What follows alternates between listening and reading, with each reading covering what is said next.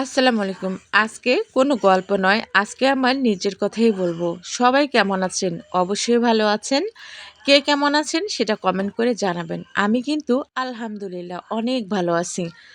আর আমি ঈদের পরের দিনেই বাবার বাড়িতে বেড়াইতে আসছি। বিবাহিত মেয়েদের একটাই লক্ষ্য যে কখন সে বাবার বাড়িতে যাবে আর কখন একটু নিরিবিলি থাকতে পারবে, অর্থাৎ ঘোরাফেরা করতে পারবে। তো আমার জীবনেও তাই লক্ষ্য। ঈদটা কোনো রকম করে পরের দিনে আমি চলে গেলাম নীলফামারীতে বাবার বাড়ি। আর যেহেতু বাবার বাড়িতে চলে গেছি সেহেতু তো কোথাও না কোথাও যাইতেই হবে, তাই না?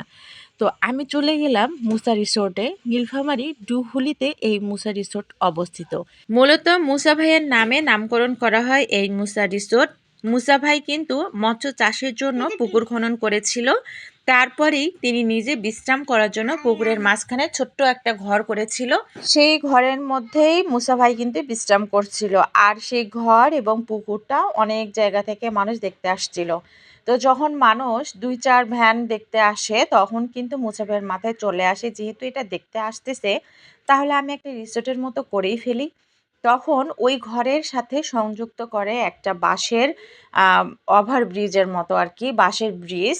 তার পরবর্তীতে যখন মানুষ আরও বেশি আসা শুরু করে তখন বাঁশের পরিবর্তে হয়ে যায় কাঠের একটা ব্রিজ। তারপরে সেখানে বিভিন্ন ধরনের ফুল, শোপিসের মতো সব কিছু সাজাই গোছাই লাইটিংয়ের ব্যবস্থা করছিল।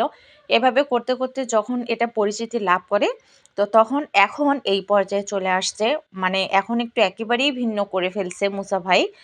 আর এটা হচ্ছে আগামীতে যখন মুসা ভাইয়ের সাথে কথা হলো আমাদের, তখন উনি বলেছে যে আগামীতে আমরা এটা আরও বেশি ভালো করব, অর্থাৎ বান্দরবন, খাগড়াছড়ি, বিভিন্ন জায়গায় যে রিসোর্টগুলো রয়েছে সেই রিসোর্টগুলোর মতো আমার এটা করার চেষ্টা রয়েছে। তো উনি এটার পাশাপাশি বডি ফিল্ডার ছিলেন, আনসারে চাকরি করছিলেন, উনি দেশ বিদেশে অনেক জায়গায় ঘুরেছেন, লন্ডনে ছিল। তো ওনার অনেক সুনাম রয়েছে। তো ওনার রুচিটা অনেক ভালো, যার কারণে উনি এত সুন্দর একটা রিসোর্ট করতে সক্ষম হয়েছে।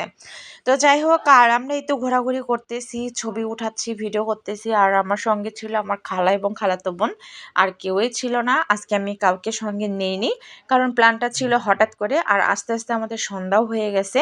এখানে বলে রাখি, রাতের বেলা ভিউটা আলাদা হয় আর দিনের বেলা ভিউটা কিন্তু আলাদা। দিনের বেলা ভিউটা যখন আপনি দেখবেন তখন পুরো এরিয়া জুড়ে পুকুরটা দেখতে পাবেন। আর ওখানে একটা নৌকারও ব্যবস্থা রয়েছে প্লাস্টিকের, সেই নৌকাতে উঠলে আরও বেশি ভালো লাগে। আর রাতের ভিউটা হচ্ছে এখানে সবগুলো লাইটিংয়ের ব্যবস্থা, মানে এত বেশি লাইটিংয়ের ব্যবস্থা করছে যেটা দেখেই খুব সুন্দর লাগে আর কি। তো মোট কথা, রাতের বেলা ভিউ আলাদা, দিনের বেলা ভিউ আলাদা। রাতের বেলাও আসলেও ভালো লাগবে দেখতে, দিনের বেলা আসলেও ভালো লাগবে দেখতে। দিনের বেলা আসলে লাইটিংয়ের ব্যবস্থা দেখতে পারবেন না, আর রাতের বেলা আসলে পুরো পুকুরটা দেখতে পারবেন না, কারণ পুকুরের মধ্যে চারদিকে লাইটিংয়ের কোনো ব্যবস্থা নাই। তাই পুকুরটা অন্ধকার লাগবে, আর যেখানে লাইটিং সেখানে শুধু দেখতে পাবেন। এবং বিভিন্ন জায়গায় জায়গায় উনি দোলনা করে রাখছেন, যেটা দেখতে অসাধারণ।